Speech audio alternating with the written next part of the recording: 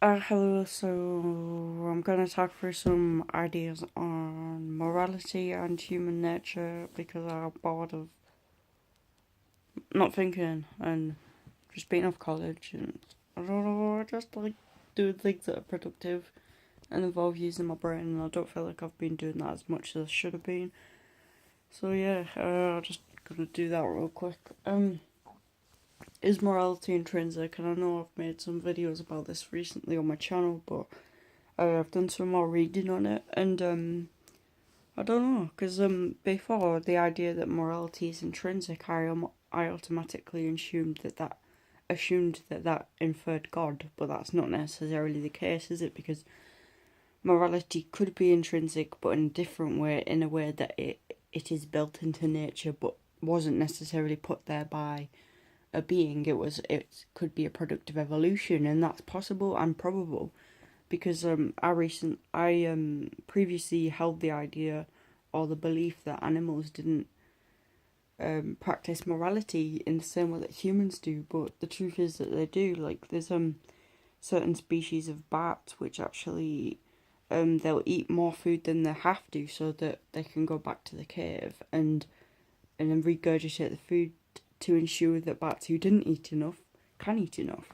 Um, and it's the same with ants. They all have to make certain personal sacrifices in order to help their um species survive almost. Like if the ants just went off by themselves, then not only would they be weaker, but the whole colony would be weaker. So perhaps morality is something that is intrinsic, and it's not necessarily just a mere social construct, but it's something that we've actually evolved um to have. So I guess moral values aren't just trivial, and they're not just um cultural things that have been assigned to us. And I guess that the cultures that we live in and this our societies do play a role in perhaps determining morality or the types of morality that we have.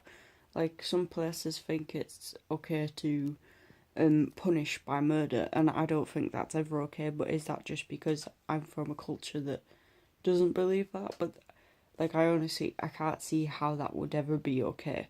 But then again, maybe that is to promote the um general morality of the species, because by having harsher punishments, perhaps that deters people from um acting out of line almost. But yeah, is doing it by force in that sort of authoritarian manner the best way to do it? I don't think so.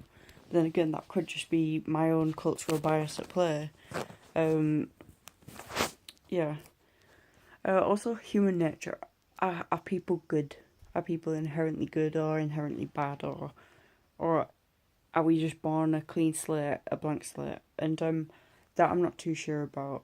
I don't think we're necessarily born a blank slate, and we can take some different sorts of perspectives on this. Like I know Carl Jung talked a lot about the archetypes, and I I can sort of link Carl Jung's idea of the archetype to Kant's idea on ethics and morality and reality. And I'm not quite sure if I'm going to be able to get this right, but it's just a link that just came to mind, so I'm going to attempt to explain it. But if I'm wrong, then yeah, which is probable.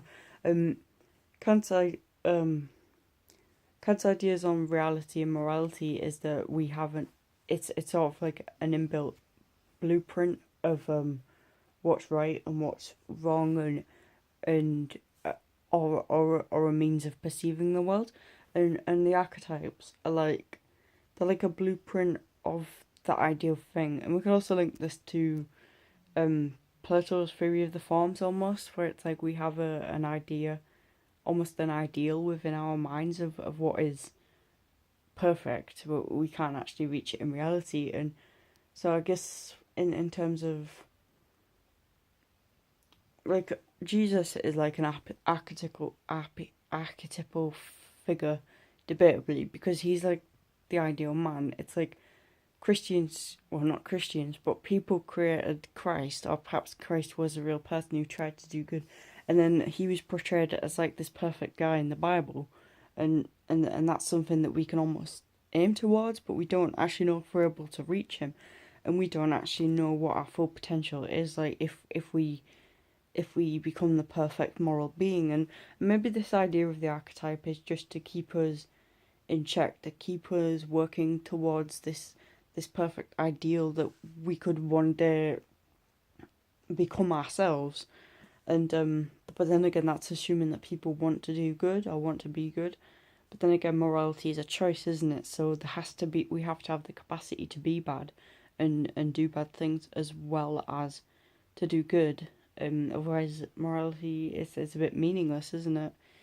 What's the point in being a good person if it's a person who's forcibly good? It's like there is no good robot. I think it was Hick who talked about that. Yeah, a robot's programmed to do what it does. It can't be good because it doesn't make decisions. So we have to have that ability to make decisions, and that explains why there is bad things in the world, because people have the capacity to do bad, and people will inevitably do bad sometimes, and that's just how it goes. People are bad. Some people might be good, and maybe we're defined by our actions. If we do good things, are we a good person? If we do bad things, are we a bad person? What sort of balance between good and bad do we have to have in order to be classed as a good person or a bad person? Should we always do what we believe to be good?